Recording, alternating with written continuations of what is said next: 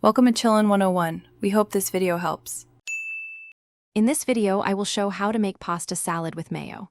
First, select your preferred pasta shape. Rotini or elbow macaroni work wonderfully. Next, chop crisp vegetables like celery, bell peppers, and red onion into small, uniform pieces. Don't forget your creamy dressing base, good quality mayonnaise, a touch of Dijon mustard, and a splash of apple cider vinegar are key. This combination creates a delightful balance of flavors and textures. Once your pasta is cooked al dente and cooled, it's time to bring everything together. In a separate bowl, whisk your mayonnaise with Dijon mustard, a hint of apple cider vinegar, and your chosen seasonings like salt, pepper, and a pinch of sugar. Now, gently fold the cooled pasta and all your colorful, chopped vegetables into the creamy dressing.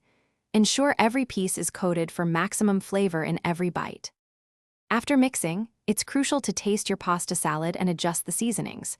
You might want a little more salt, pepper, or even a touch more vinegar to brighten the flavors. Fresh herbs, such as chopped dill or parsley, can elevate the taste and add a beautiful pop of color. Finally, cover and refrigerate the salad for at least 1 hour.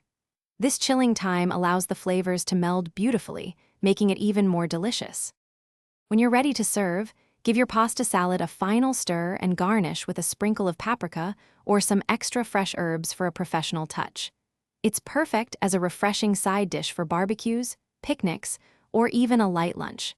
This creamy pasta salad is always a crowd pleaser and so easy to make.